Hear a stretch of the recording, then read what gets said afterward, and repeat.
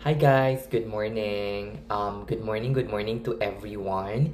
I just want to make a detailed explanation on a comment that I have just read this morning from one of my subscribers. Disclaimer, this is not to discourage you or disappoint you, ganyan, to invest in any of the retirement account that we have here in the US, including and not limited to Charis. Ambisyosa ko, girl! Pa-English pa. Ayan, 403B, 401k, Roth IRA, or any of those retirement account. I don't invest in any of those. Facts. When did I decide not to invest? Long before or years before I arrived here in the US, I am already fully decided that I am not going to invest in any of the retirement account that the US do have here. Number one reason, isa sa talaga sa matinding dahilan kung bakit ayoko ng mga retirement account na yun is number one, I do manage my own retirement account. Every month, every paycheck, I place or I segregated certain amount of money or dollars into an investment. As you know, mga Inday, I am quite heavily invested, okay, in the stock market.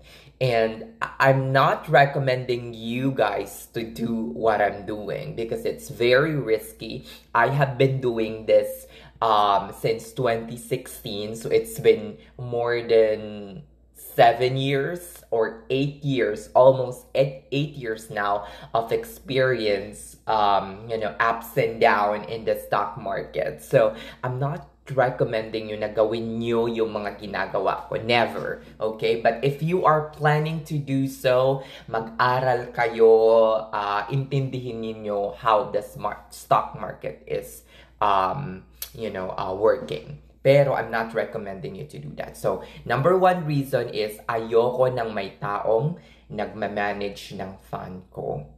Gusto ko ako yung may sariling control on what stock to invest, on what stock to buy and sell.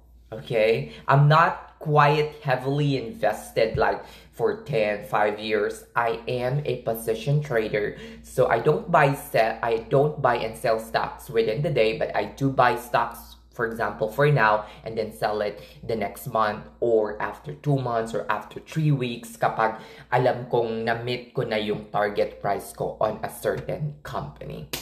So, yun mga Inday. So, pangalawa, kung bakit hindi ako nag-i-invest sa mga retirement account na nabanggit ko is that gusto ko nga may sariling control ako sa pera ko kasi yung mga retirement account na nabanggit, hindi mo siya pwedeng kunin or i-withdraw. Pasensya na lang hindi talaga ako camera focus. Hindi mo siya pwedeng i-withdraw for until you reach the age of 59 and a half.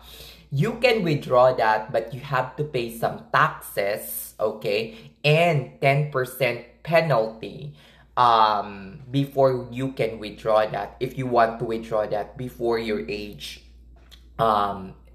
before you reach the age of 59 and a half. So ayokong mag-antay ng ganoon katagal. I am 32 years old right now and I have to wait more than 30 years or 28 years, mga ganyan.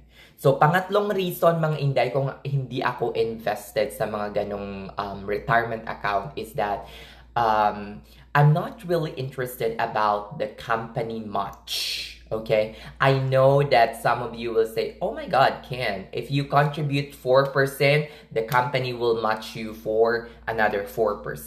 Diba, mga ganon. So, I want to have the flexibility of changing employers from mga after 3 years, after 4 years.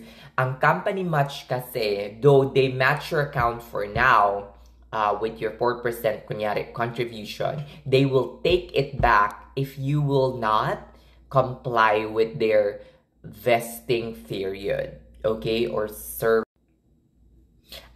Ano ba yung vesting period? Ang sinasabi kong vesting period, guys, you can only take all of that money that they have contributed or match if you will stay with them for a certain period of time, which is in my case, in my company, it is 5 years. So, 5 taon, I have to stay. If I transfer, for example, after 3 years, lumipat na ako ng ibang employer kasi nga merong mga sign-in bonus, ganyan-ganyan.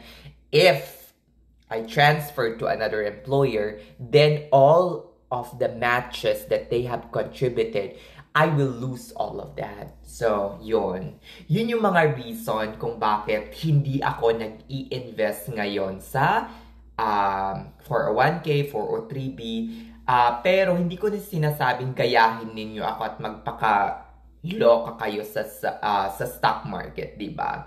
I'm also invested in mga long-term investments sa stock market. In fact, I have just received a couple of dividends from my stock market investment itong week na to. So kung if you are investing in the Philippine stock market or US stock market or whatever, you would understand kung sino-sino niya yung nagbibigay ng mga dividendo, 'di ba? So, I'm not encouraging you to do what I'm doing. Okay? I'm just explaining it to you why I am not, invested in all of those retirement account.